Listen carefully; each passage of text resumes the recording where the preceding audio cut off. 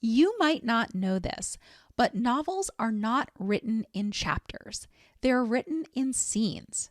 In fact, scenes are the star of your novel, which is why you really need to understand what a scene is, how to know if an event in your novel needs to be a scene, and how to write a scene that draws readers in and makes them want to keep reading. Hello and welcome to the Many Worlds Writing Podcast. I'm your host, Heather Davis. I'm a book coach, a developmental editor, and a fellow storyteller. And this is the show that's all about how to brainstorm, write, edit, publish, and sell a powerful speculative fiction novel, and maybe just change the world too. A few weeks ago, an epic storyteller on my email list, I'm going to call her Isabella. Isabella emailed me with a problem she was having around scenes. She said, and I quote, "I have problems with too much telling. I need help writing in scene." As someone who spent more than 15 years in the classroom, I know this to be true. If someone raises their hand to ask a question, it probably means that at least 50% of everybody else out there has the exact same question.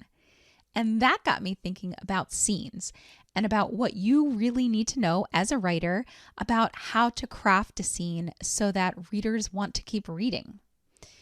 Which led me to the understanding that this episode about scenes actually has to be 2 episodes.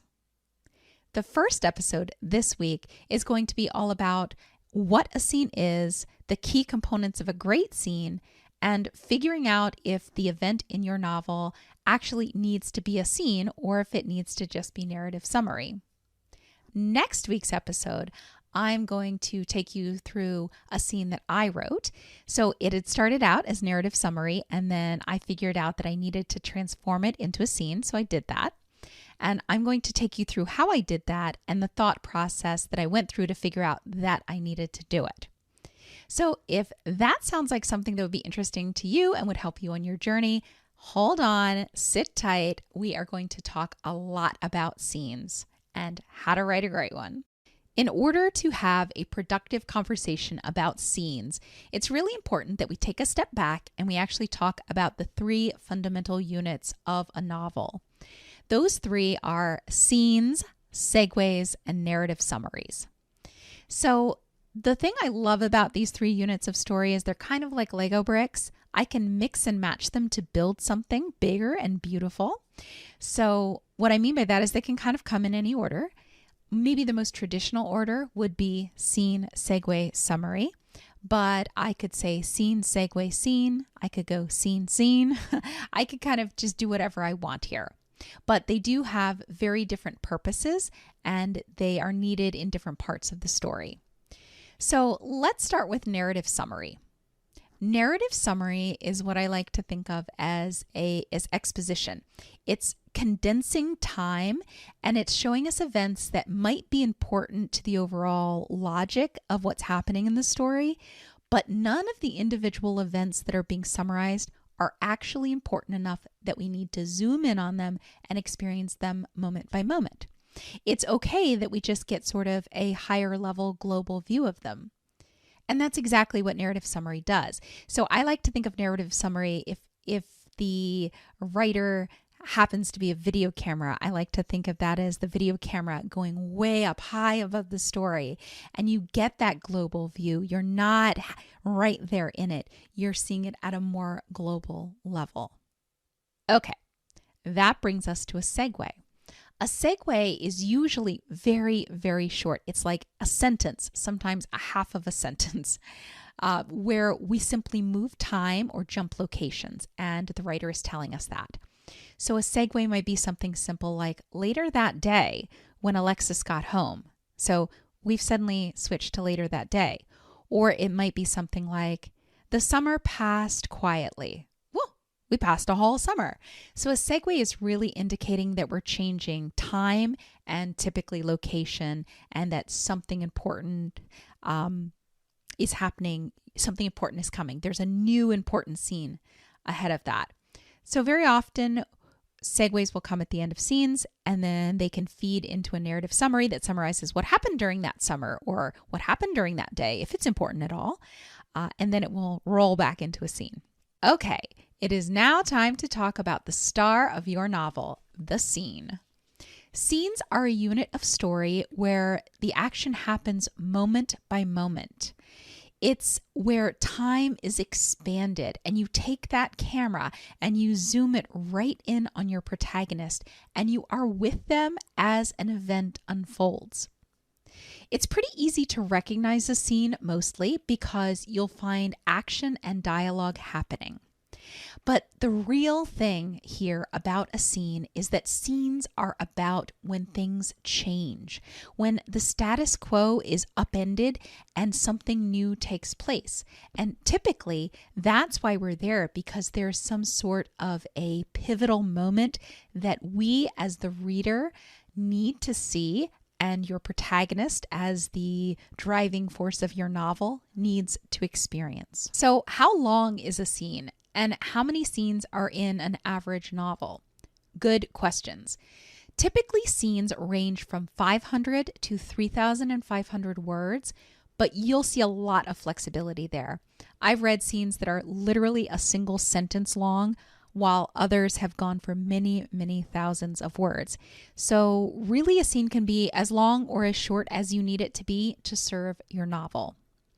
And as far as how many scenes can fit into a novel, if your novel is the average length of somewhere between 80,000 and 100,000 total words, then you're probably going to be able to fit 60 to 80 scenes in there, depending on the length of your scenes. But there's one thing that you really need to remember is that scenes are not chapters, or at least they're not necessarily chapters. Sometimes writers will make every chapter one scene, while other writers will put multiple scenes in a single chapter. And in fact, that's what we see most often, that if you start looking at chapters, they're really multiple scenes all wrapped up together. And chapter breaks are really stylistic choices that will help with like pacing and suspense and tension and all of that good stuff. Okay, so how do you know if an event in your novel actually needs to be a scene or not? That is a great question. It's such an important question, in fact, that you need to ask it every single time you write a scene. The thing to understand here is that scenes are mini stories, all in their own right.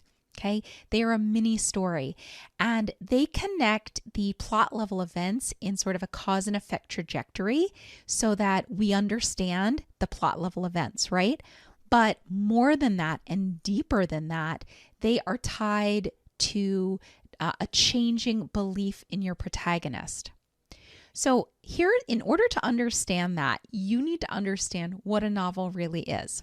A novel is really about your plot systematically taking a protagonist who has a misbelief being something that they believe about themselves or about the world that is not true and is holding them back. And your plot is going to take them from that misbelief to a new belief that serves them and allows them to break through and understand something about themselves or about the world that they need to understand. So your protagonist has to change from misbelief to new belief throughout your novel.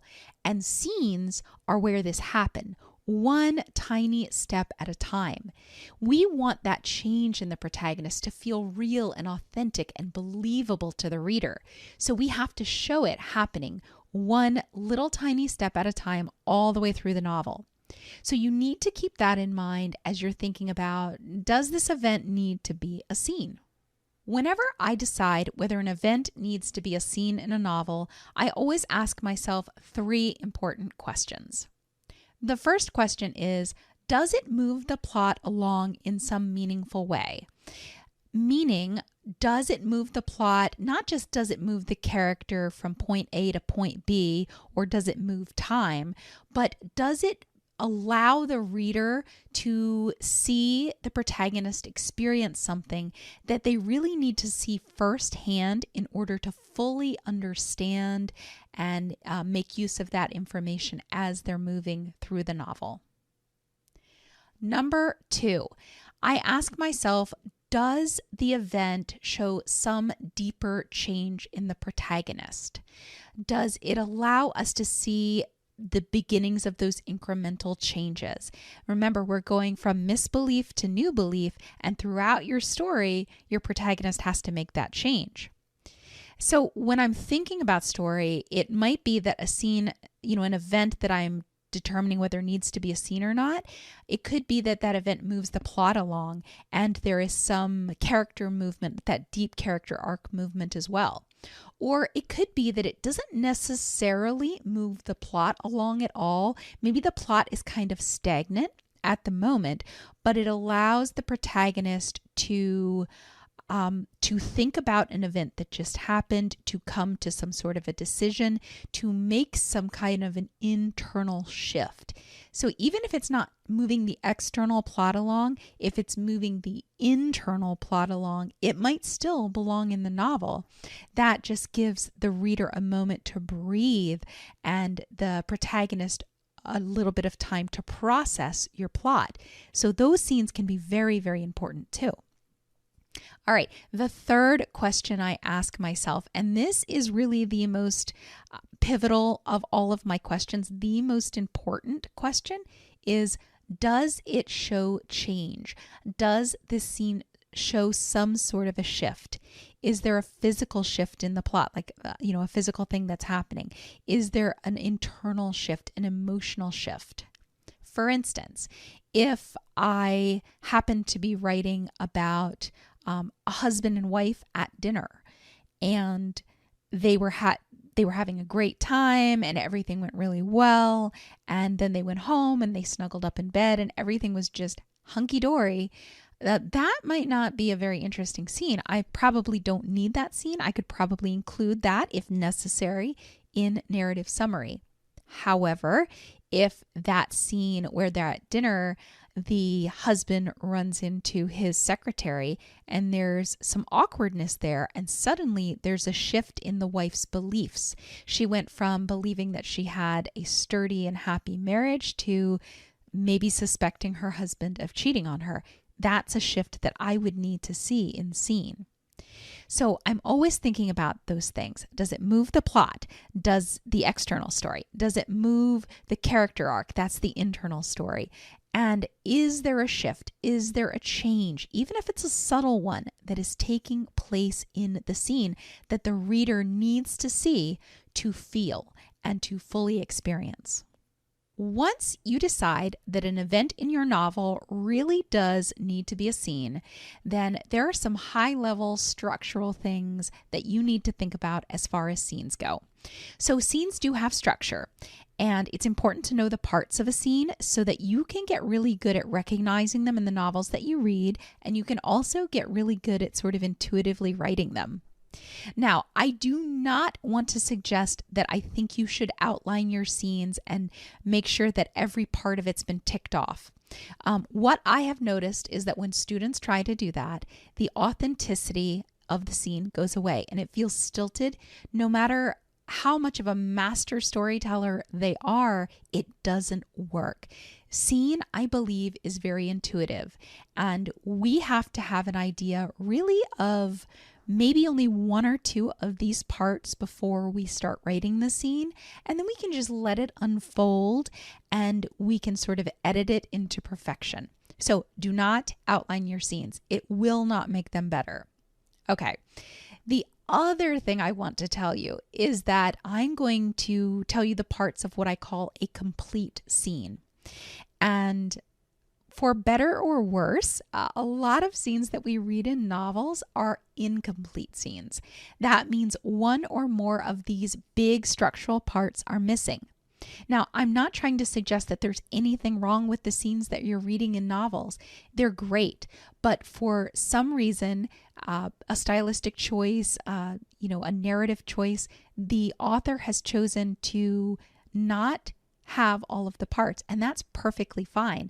But it's kind of like one of those things where you have to know the rules to break them. So not every scene will be a complete scene. Some will be incomplete scenes. So as you're reading other novels and you're finding bits and pieces of these, but not the full set that I'm saying here, don't be worried. You're not losing your mind. It's okay.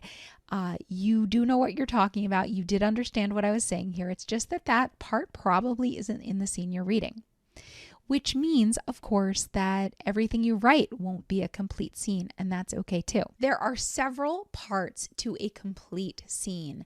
Let's start at the beginning. Complete scenes have a strong hook. We call this bleeding in the first line.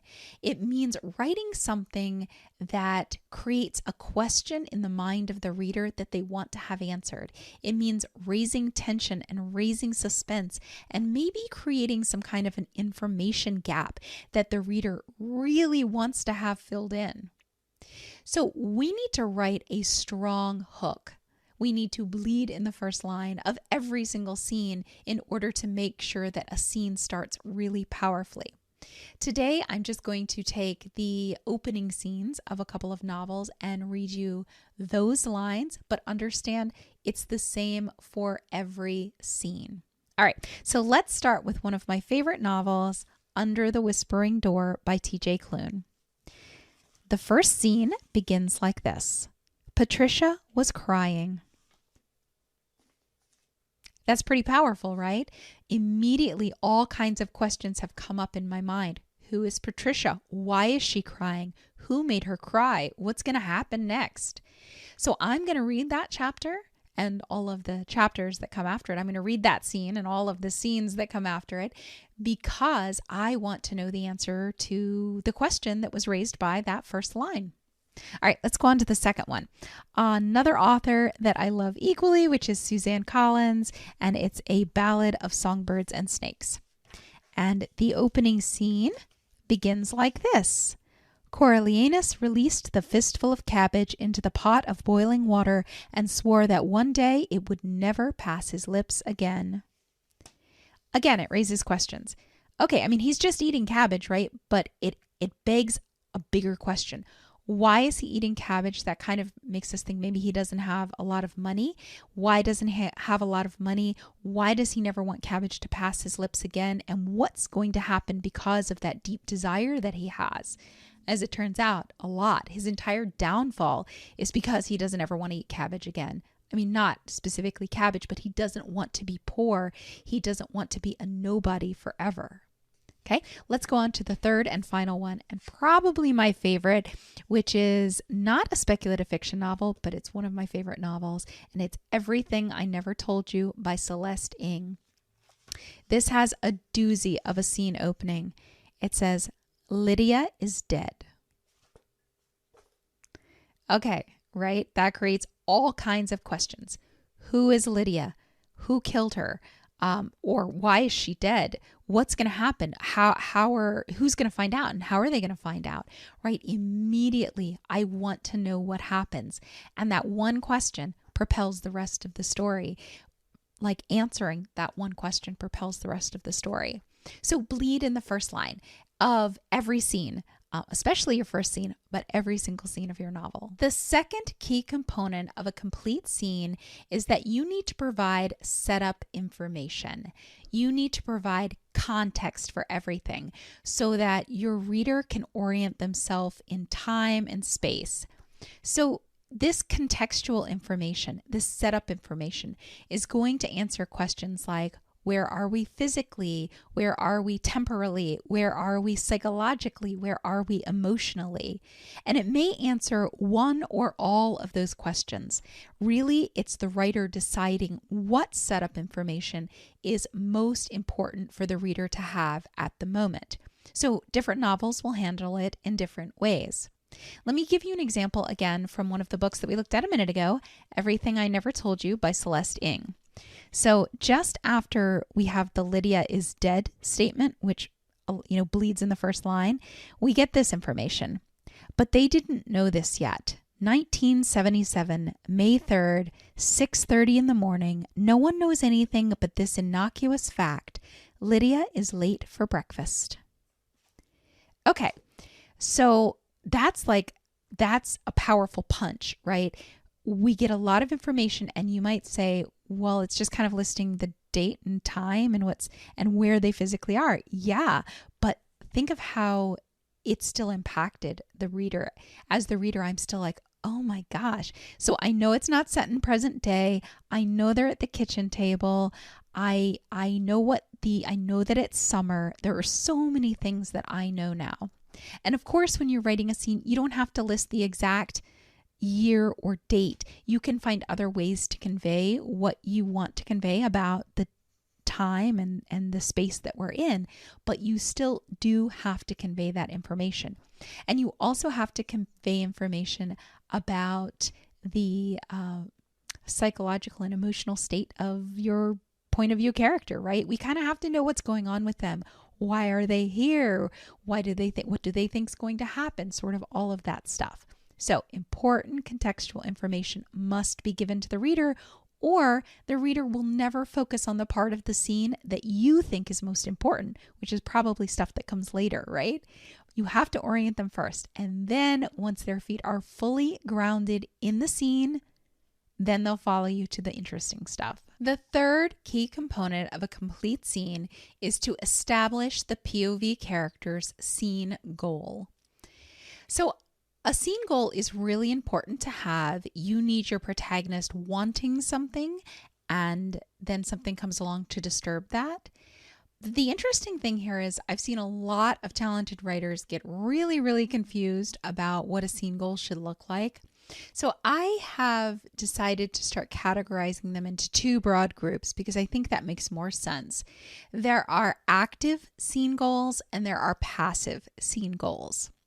So if you have a point of view character who has an active scene goal, it means they're actually going out and pursuing something. They're taking action to pursue a goal. For instance, if I'm writing about someone who's robbing a bank, well, maybe the scene goal is to go in and point a gun at the person behind the counter to get the money. Their goal is to get the money. They're going to go and they're going to actively pursue that. And it's those kinds of scene goals, active ones, that writers understand. It's like, okay, yeah, that makes sense. It's the other kind, the passive scene goals, that give writers a fit. So a passive scene goal is when your protagonist seems not to have a scene goal. It means that they are very passive in the scene, and then something comes along and kind of won't let them stay passive anymore. Let me explain. In a scene in my novel that I'm in the process of writing right now, there is a scene where the protagonist, the point of view character, is sitting at the dinner table with his family. And he doesn't seem to be really doing anything. His scene goal is passive. He's sitting at the table and he doesn't want to, his father is kind of a mean guy and he doesn't want to upset his father. So he's just sitting there quietly eating his dinner, trying not to cause any kind of a problem at dinner. This is literally what he does every night at dinner. He tries not to cause a problem. Same with his siblings. So that seems pretty passive. It seems like he doesn't really want anything in the scene. Not true. He does want something. He wants not to cause a problem.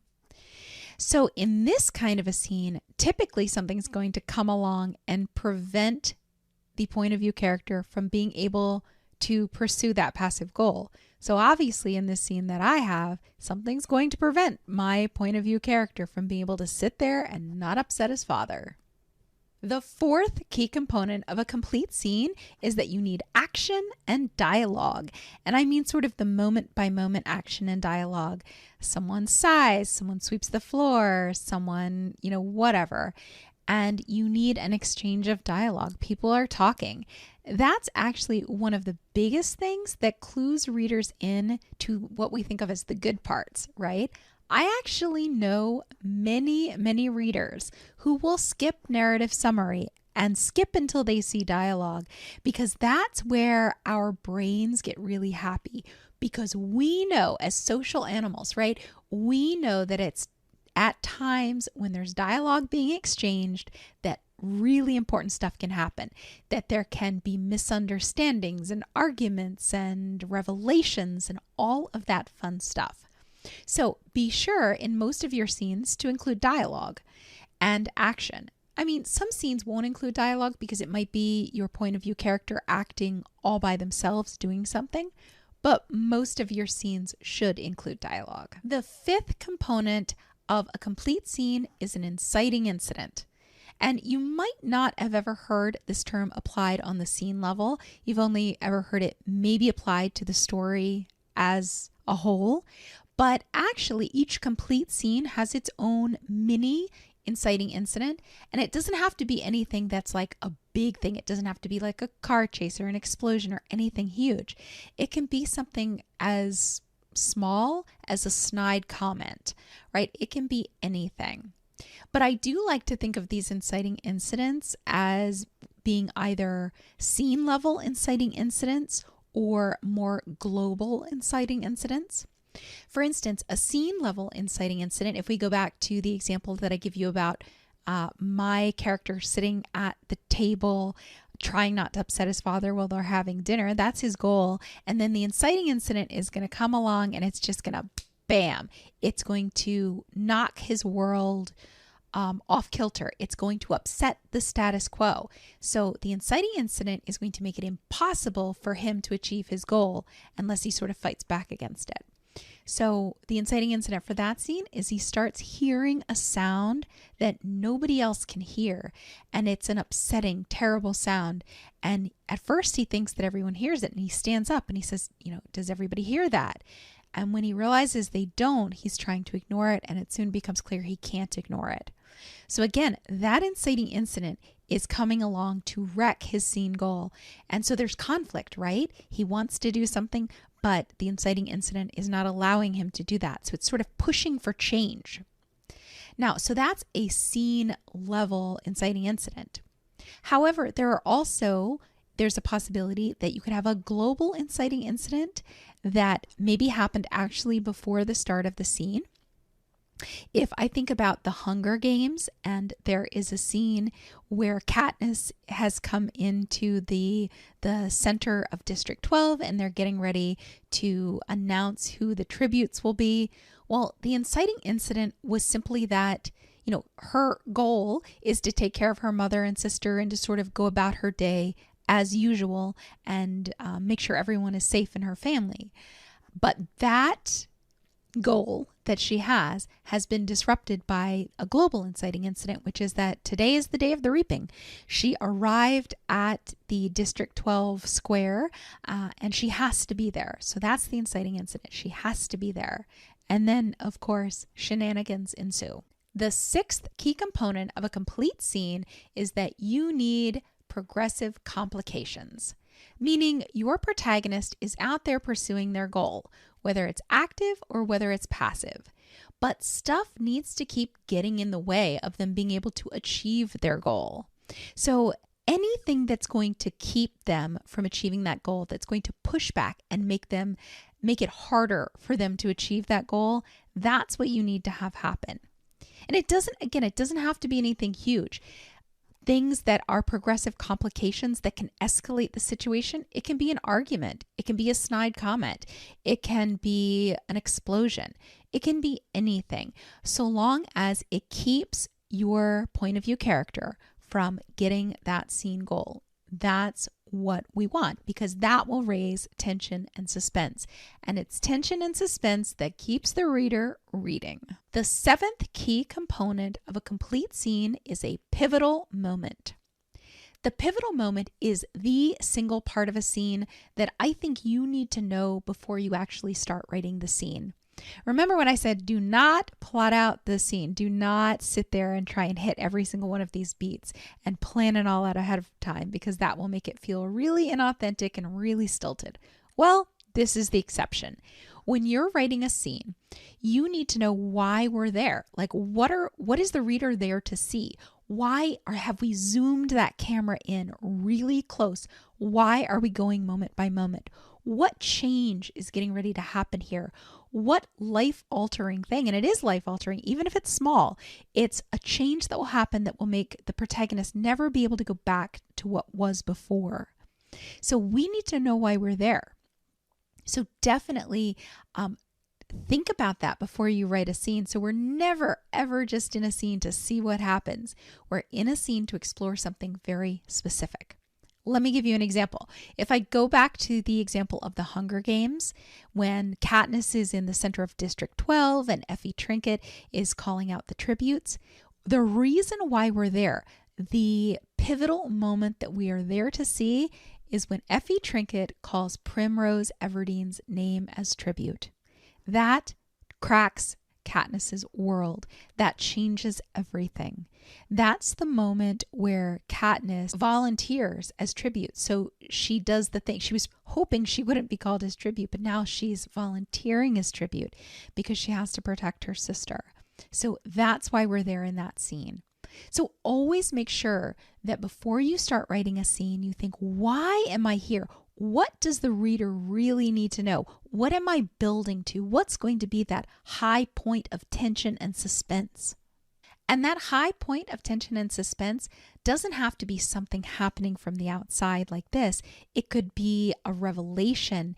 It could be anything. It could be something small and subtle, but it still has to be something that won't allow your protagonist really to go back to who they were before. All right, the 8th key component of a complete scene is that your protagonist needs to make a decision. Again, remember that not all scenes that we see written on the page are complete scenes. For instance, if I'm going to that key scene that we were just talking about in the Hunger Games, where Primrose Everdene's name is called, Katniss does make a decision, but Suzanne Collins, the author, cuts the scene in half. And so the scene stops right after Primrose's name is called, and then it picks back up in chapter 2. So that's a stylistic choice. She wants to leave on a cliffhanger. She wants to propel the reader into chapter 2. So the scene finishes there, and she does make a choice there. And her choice is that she volunteers as tribute. So that's her decision. That is the big decision that she makes. So once this big pivotal moment has happened, your protagonist should be left with the decision, this or that. And they have to make a choice.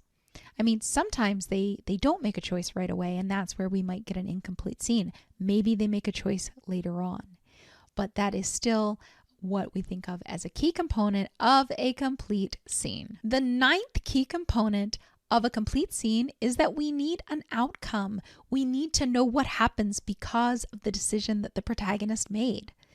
So Katniss Everdeen makes the decision to volunteer as tribute, and she's taken on stage, and then she's taken back away into a room where she can wait to say goodbye to her mom and sister. So that's the outcome. All of that aftermath, where the reader finds out what life looks like after this decision has been made. The pivotal moment happens, the decision is made. What does life look like now? For Katniss, things have really changed. And finally, the 10th key component of a complete scene is you need a strong ending. Bleed in the first line, bleed in the last line. And what I mean by that is that you want to leave, again, you want to raise questions, you want to raise suspense and tension. You don't want your scene to just sort of peter out. No. You want to raise questions. You want there to be an information gap. You want the reader to say, what is going to happen next? Right? So you want them to flip to the next part and keep reading. So if I go back to Everything I Never Told You by Celeste Ng, let's just see how she ends her first scene. So obviously the scene goal for this scene was the mom, Lydia's mom, wanted to find Lydia. That was her scene goal. And the scene ends, she doesn't find Lydia in the house. So it says, morning sun fills the house, creamy as lemon chiffon, lighting the insides of cupboards and empty closets and clean, bare floors. Marilyn looks down at her hands, empty, too empty, and almost aglow in the sunlight. She lifts the phone and dials her husband's number. So what's happening, Celeste Ng is showing us this emptiness, this barrenness, this need, this longing, right? Marilyn, the mom, can't find her daughter, and there are all of these images of emptiness. So we start to get that foreboding feeling. We already know Lydia's dead, and mom doesn't know it, but now we're getting these images of emptiness. And it ends by saying she's calling her husband. So immediately the reader thinks, I want to know what she says to the husband. What does she say? Does she come right out and say, I'm worried about Lydia? Does she say, hey, have you seen Lydia? Does she downplay it? Does she upplay it? What is going to happen in that conversation? So that, of course, propels the reader into the next chapter, into the next scene. Okay, writers, if you want to learn even more about scenes, go ahead and snag the really helpful workbook I created for you. So first of all, the workbook summarizes everything I've gone over in this podcast. So you don't have to take notes. You don't have to wonder what it was I was talking about. It's all right there. And also, I give you some handy questions to ask yourself about whether an event in your novel needs to be seen or not. If this episode was helpful to you, please take a moment to follow or subscribe to the show. It would mean the world to me, and it is the easiest way to show that you're interested in hearing more. Also, if you have a minute, I would really appreciate it if you would rate the show. Ratings help boost the show's reach and help it find writers that might need it. And while you're at it, why don't you go ahead and share it with a writer friend? That would be pretty awesome. Until next time, keep writing, keep dreaming, and remember, the world needs your stories right now, so don't you dare give up on your novel or yourself. See you next time.